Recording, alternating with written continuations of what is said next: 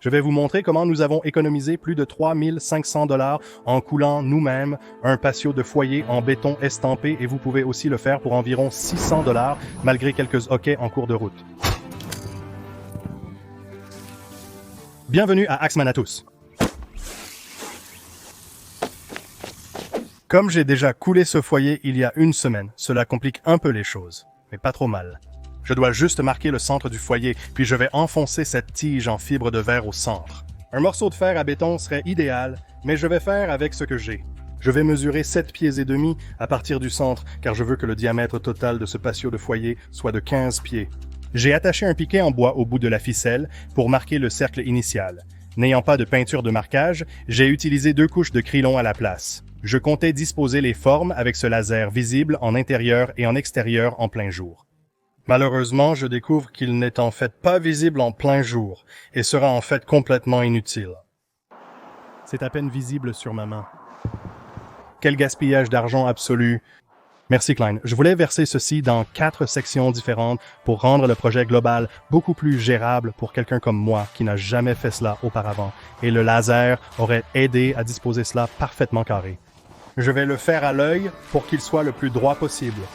Je ne veux pas que les gens me regardent de haut quand ils survolent.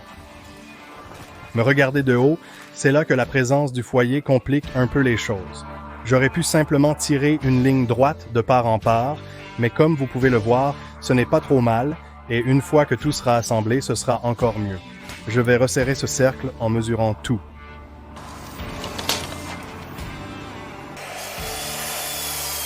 Je coupe des 2 par 4 en 8 morceaux de 64 12,7 cm. J'aurai besoin de 8 de ces morceaux.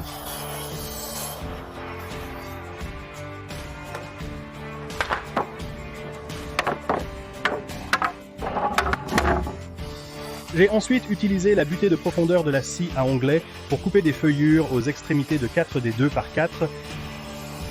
Je crois qu'en bas, il pourrait appeler ça un rabais. Maintenant, j'ai pris un 2 par 4 qui a la fente coupée dessus et un 2 par 4 auquel je n'ai rien fait et je les ai assemblés ensemble. Donc j'ai 4 ensemble exactement comme celui-ci. Et je les ai aussi simplement vissés par le haut à un angle pour que, espérons-le, cela facilite leur sortie une fois que tout est en place. Comme vous pouvez le voir, nous avons eu une averse de pluie avant que je puisse commencer à tout disposer et j'ai presque perdu mon cercle et ma ligne de division. Donc je voulais faire cela aussi rapidement que possible. Avec les enjeux enfoncés, je suis allé mesurer pour le premier séparateur et la hauteur que je veux qu'il soit est à peu près 2,8 litres de pouce en dessous du bas du capuchon.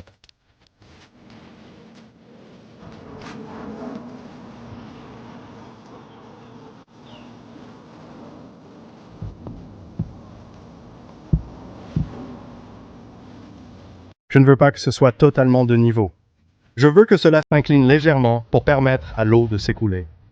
Donc ce que je vais faire, c'est que je vais faire le tour de chacun de ces éléments. Une fois que j'aurai tout aligné sur celui de devant, je vais aligner les 4 sur ce premier, qui était en fait le plus haut de tous. Cela facilite donc leur mise à niveau. Et ensuite, je vais tous les descendre à la même pente et je veux que cette bulle touche cette ligne de fond sur chacun d'eux, afin que j'ai juste une pente mineure pour laisser l'eau s'écouler.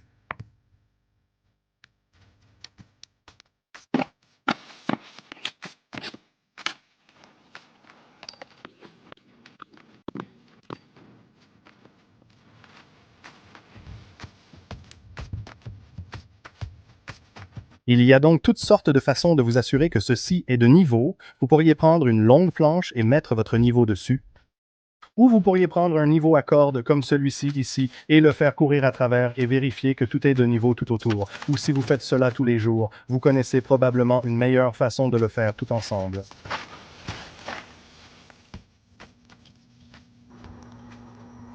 Bien. J'ai fait beaucoup de recherches pour essayer de déterminer quel était le meilleur matériau à utiliser pour la partie extérieure du moule pour la courbe. Certains m'ont suggéré dans les commentaires d'utiliser une planche à cintrer ou de petits morceaux, mais je n'ai pas réussi à en trouver près de chez moi. Tout le monde en était à court. J'ai fini par commander cette planche à cintrer, spécifiquement pour couler des moules de béton courbés. C'est en plastique et réutilisable. Nul ne sait ce que l'avenir réserve, mais voilà ce que j'ai commandé pour l'instant.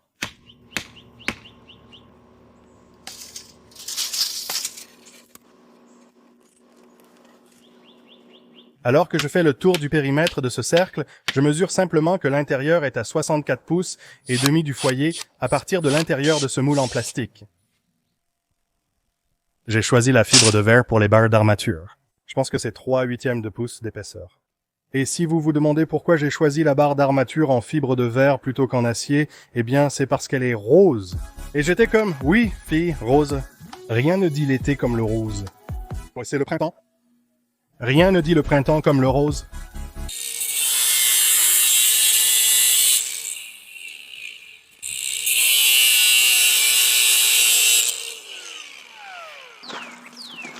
Après avoir coupé et disposé l'armature, j'ai utilisé du fil de ligature pour les attacher ensemble. Je ne sais pas si c'est la bonne façon de procéder d'un point de vue technique. J'ai ensuite fait le tour et coupé les piquets qui dépassaient du coffrage. J'ai un énorme tas de pierres retirées de cette zone. Je vais remblayer un peu ce coffrage, car je veux qu'il ait une profondeur d'environ 6 à 7 cm pour économiser du béton. Et j'utilise ce pilon pour m'assurer que tout est bien compacté. Je vais vaporiser un agent de démoulage ici maintenant sur ces 2x4. Après avoir oublié de mettre l'agent de démoulage sur les moules de la calotte du foyer, j'utilise de l'agent de démoulage cette fois, même si je ne sais pas si c'est vraiment nécessaire. J'ai rappelé à Kim d'acheter un agent de démoulage, mais l'huile végétale pourrait aussi faire l'affaire.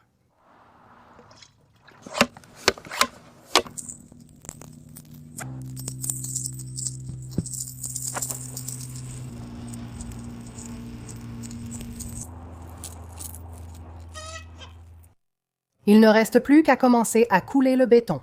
Maintenant, j'utilise mon malaxeur à béton parce que j'adore cette chose, d'accord, et j'ai la trémie sur le dessus. Je peux mettre 5 sacs dedans et l'extension à l'avant projette le mélange plus loin. Si vous ne souhaitez pas en acheter, vous pouvez les louer pour environ 95 € par jour. Vous pouvez aussi utiliser un petit mixeur électrique si vous voulez. Vous pouvez les acheter pour environ 150 $. Ou vous pouvez aller directement à l'ancienne et le mélanger dans une brouette, ce que je faisais avant.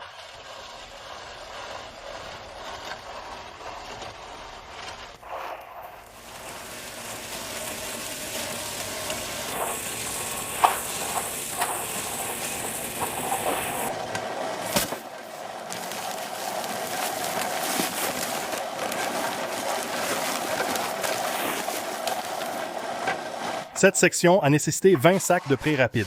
Après avoir rempli, j'ai utilisé une planche de 2x4 pour niveler simplement le tout. J'aurais aimé avoir un escabeau de 12 pieds pour atteindre le haut.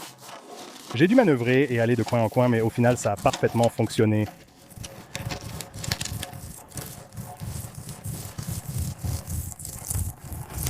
Maintenant, j'utilise simplement ma truelle à main pour lisser les choses du mieux que je peux.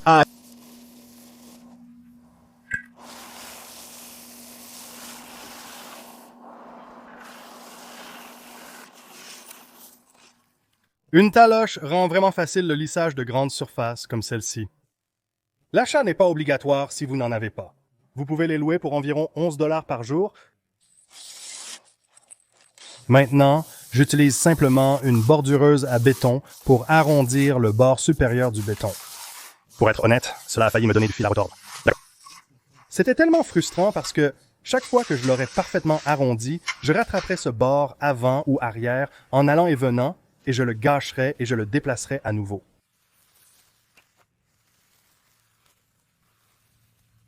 Pourquoi le bord dessus? Pour qu'il ait un joli bord. D'accord, mais tu n'aurais pas à le faire. Eh bien, si tu veux que ça ait l'air bien, tu le fais. J'utilise maintenant une taloche magnétique pour la finition. Une taloche magnétique aide à faire remonter la crème à la surface du béton afin que vous puissiez obtenir une belle finition lisse.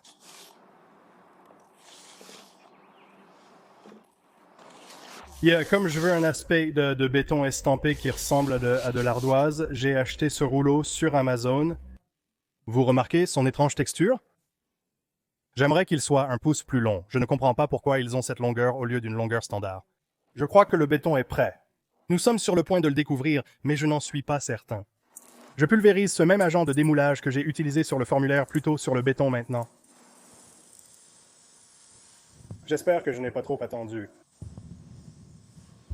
Il semble que je pourrais être un peu en avance. Je pense que je pourrais être un peu en avance. Être un peu en avance.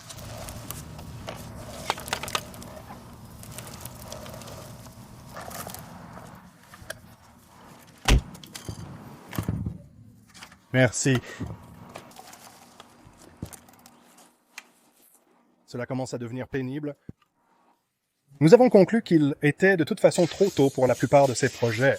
Alors je suis revenu et les lycées, et nous avons mis encore plus de libération, ce que nous avons trouvé qu'il faut une bonne quantité de libération, et ensuite ça a parfaitement fonctionné.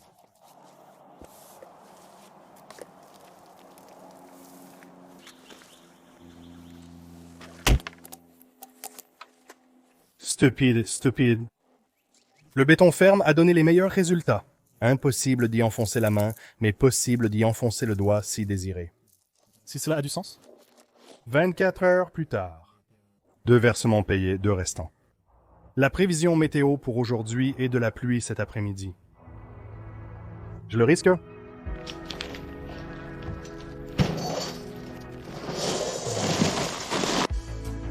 Le premier jour de coulée a duré environ 4 heures.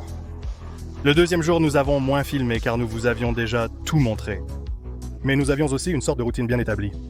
Le deuxième jour, il nous a fallu seulement environ 2 heures pour verser ceci. Et en fait, une fois que nous avons versé le premier, j'ai commencé le deuxième pendant que Kim commençait à étaler le premier.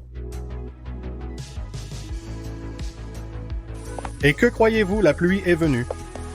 Heureusement, cela avait durci pendant environ 4 heures, donc cela devrait être assez solide pour ne pas causer de dommages.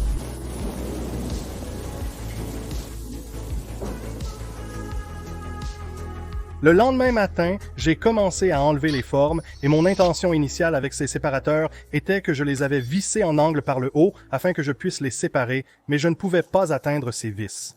Alors j'ai juste dû le tirer en une seule pièce, ce qui m'a rendu très nerveux parce que j'aurais juré avoir vu ce béton bouger, mais tout a fonctionné à la fin, puis j'ai simplement lavé à pression tout pour enlever toute cette huile de la libération du dessus du béton.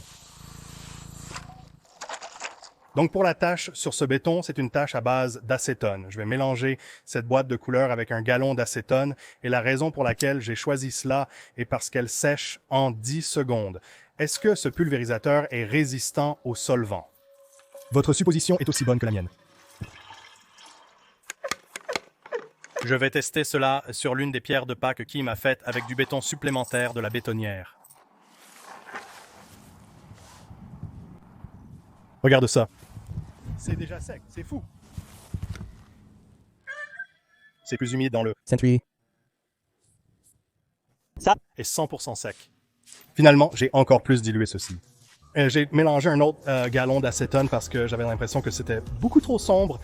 Opter pour une terrasse pavée de 15 pieds de diamètre pour ce foyer, comme initialement prévu, nous aurait coûté plus de 4 000 $.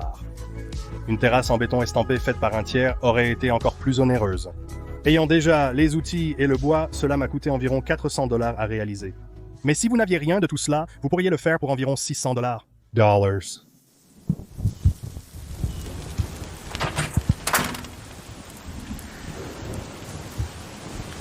Je l'ai laissé là-bas, j'ai sauvé la caméra. J'adore à quel point il a été facile de couler cette terrasse en béton estampé et j'aime surtout que j'ai économisé plus de 3 500 $ en le faisant moi-même. Nous n'avons pas encore fini, mais nous voulions tout installer pour voir à quel point ce sera incroyable une fois terminé. Nous avons encore besoin d'une cuisine extérieure, de guirlandes lumineuses et peut-être d'un théâtre en plein air. Pour voir le déroulement et les origines de tout cela, cliquez sur ce lien. À la prochaine fois. Oh, vous savez, nous avons probablement aussi besoin de quelques arbres pour un peu d'intimité et probablement de la pelouse ici. Un système d'irrigation et d'autres équipements seront sûrement nécessaires. Oh, peut-être même quelques... Ah oui, le pulvérisateur n'était pas résistant au solvant, j'ai oublié de te le dire. Donc ne le fais pas. Ne fais pas cette erreur, d'accord?